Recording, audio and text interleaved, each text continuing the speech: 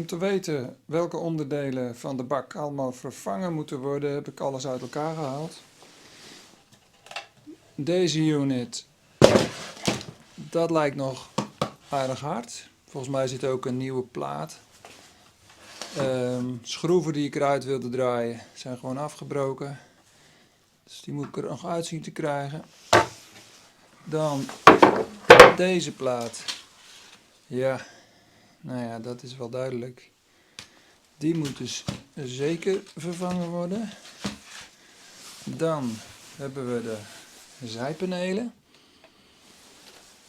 Die, zoals je ziet, zijn van onderen verrot. Dit kunnen we als mal gebruiken. Dit is de ronde achterbak. Die is volgens mij nog behoorlijk goed. Ja, deze onderplaat die is hard, maar die is denk ik al een keer vervangen. Dus die kan er gewoon weer op. Dan het voorste gedeelte waar iemand zelf een deurtje in heeft gemaakt. Ja, is ook redelijk.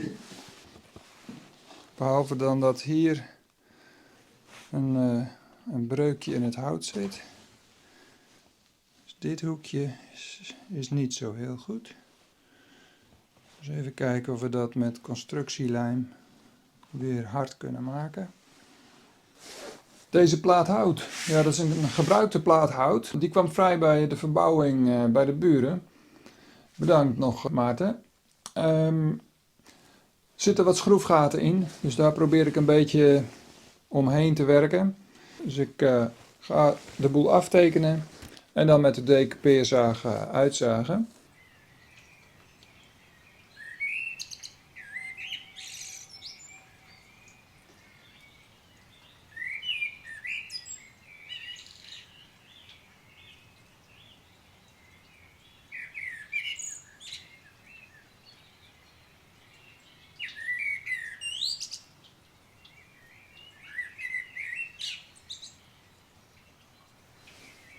De nieuwe onderdelen zijn op maat gezaagd. En nu moet er alleen nog iets worden weggevreesd. Want hier zit een sprong in. En dat moet ik dus wegvrezen. Ik heb de bovenvrees al even klaargezet.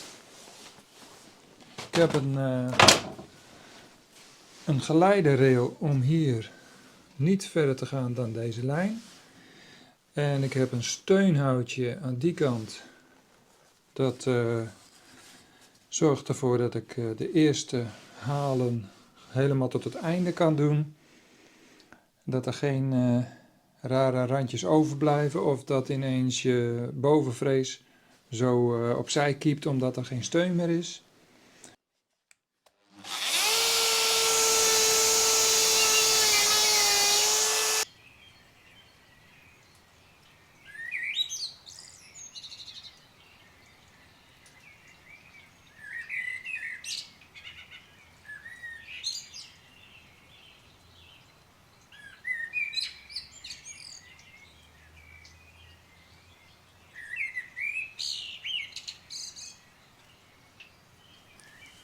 Zo zien de panelen er dan uit als ze weer tegen elkaar aan zitten.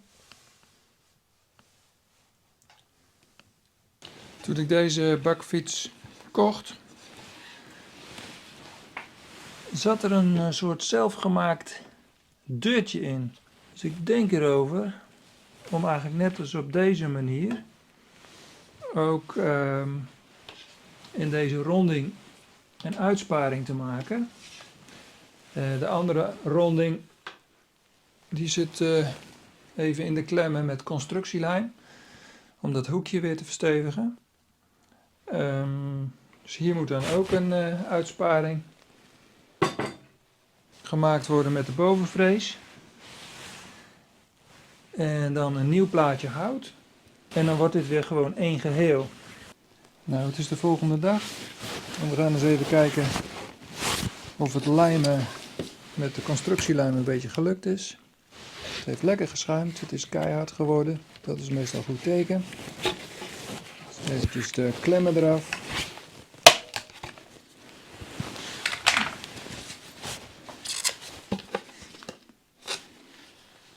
Het lijkt allemaal mooi recht te zijn geworden.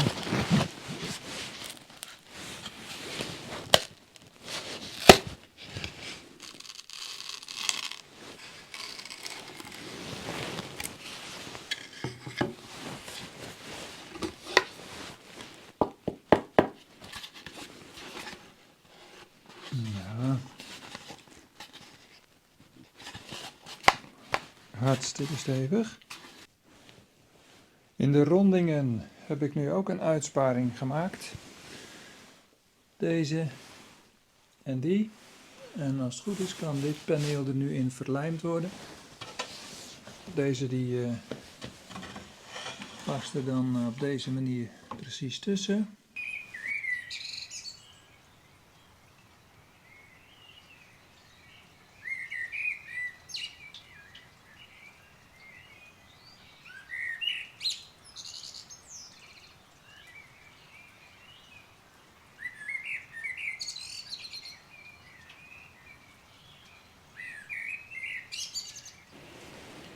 Nou, het is 24 uur geleden, ruim. Dus de lijm is goed uitgehard. En we gaan de boel eens even losmaken. Kijken hoe het geworden is. Ja, we zitten natuurlijk aan de workmate vastgeplakt.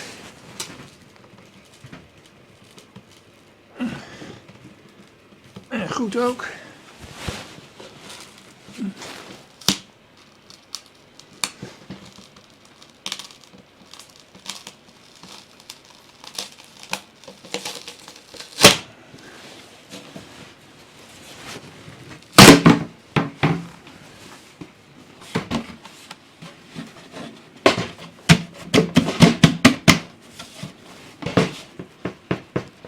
Nou, als een huis.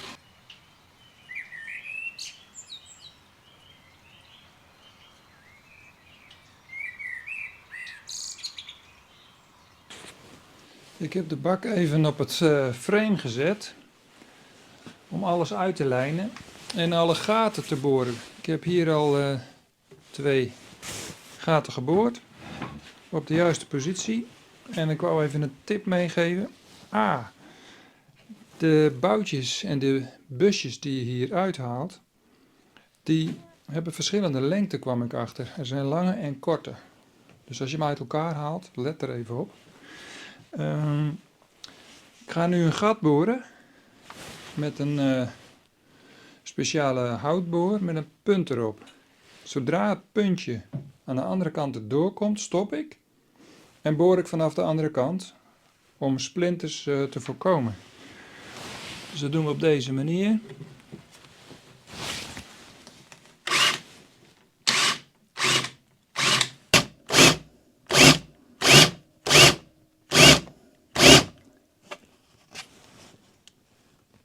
Daar is die.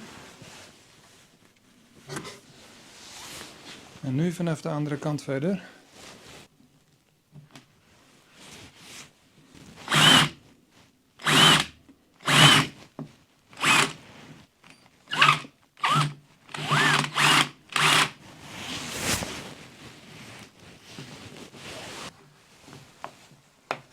$8 mm boor is het, waarmee ik boor. En dat is er alweer een. Na het nodige schuurwerk is het nu tijd om de kale delen even in de grondverf te zetten. En je kunt aan het schuren wel zien dat vanuit Vogue er 3 lagen zijn gebruikt. Een blanke laag, zeg maar een beetje gebroken wit. Daarna grijs en daarna de donkerbruine kleur. Dus ze hebben 3 lagen toegepast.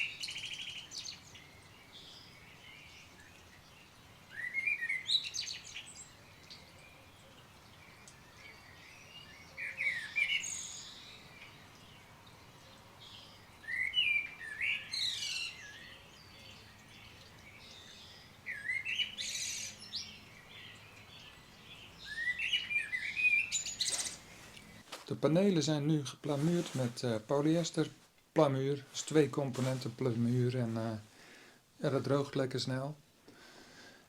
Dus ik heb daar waar nodig de oneffenheden gevuld. De panelen zijn alweer een stukje donkerder geworden. De verf die ik daarvoor gebruikt heb is eigenlijk grondverf met daardoorheen een bruin tint verf die ik nog had. Geen grondverf, maar gewoon een gewone verf. En nou, dat heeft eigenlijk prima gewerkt. Daardoor heb ik een wat donkerder grondverf weten te krijgen. En uiteindelijk gaat hier RAL 8022 op. Dat is zeg maar dat hele donkerbruine wat je daar ziet. Dat was de originele kleur ook. We gaan maar weer eens verder met schuren.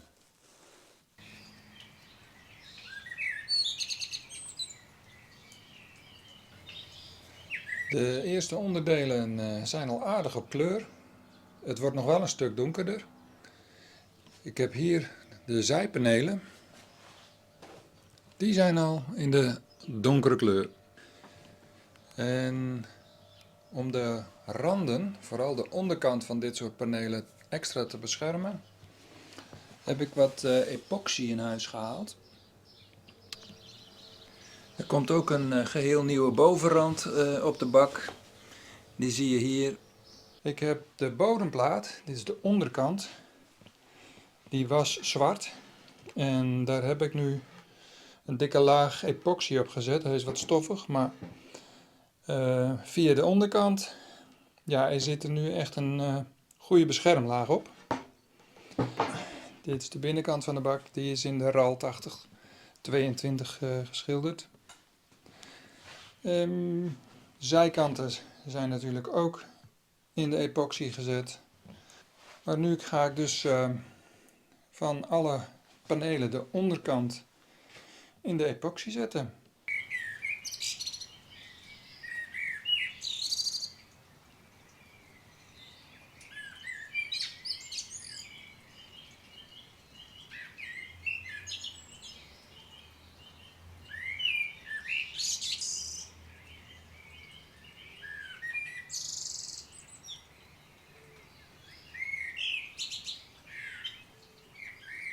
De onderdelen zijn voorbereid voor de epoxy. We gaan eerst een kleine hoeveelheid epoxy mengen. Je hebt een maatbekertje, hier staat een klein weegschaaltje onder. En hier staat op dat je hier bijvoorbeeld 100 gram van moet hebben en dan hier 50 gram. Dus de helft. Dus we gaan het eerst maar eens een kleine hoeveelheid aanmaken. Laten we zeggen 5 gram van dit.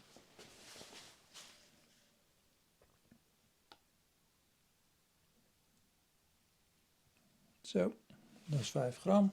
En dan moeten we nog 10 gram van dit erbij hebben. Dus bijgieten tot 15. Dat is 15. Mengverhouding schijnt echt wel precies te komen. Dit is een slow mengsel, dus het is pas hard na 4 uren.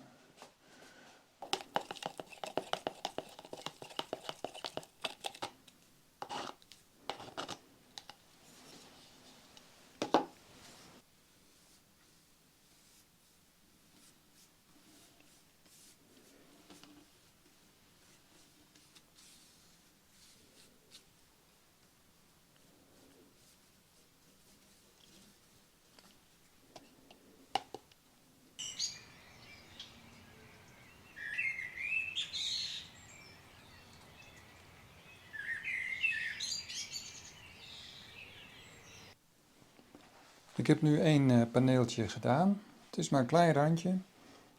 En er zit nog een klein beetje in. Zien dat ik er nog één paneeltje mee kan doen. Het is belangrijk om nu de tape er niet te lang op te laten zitten. Want die epoxy wordt knijterhard. En als je dan de tape eraf wil halen en er zit ook iets epoxy op de tape, dan blijft de tape zitten. En dat is natuurlijk niet echt een mooi gezicht.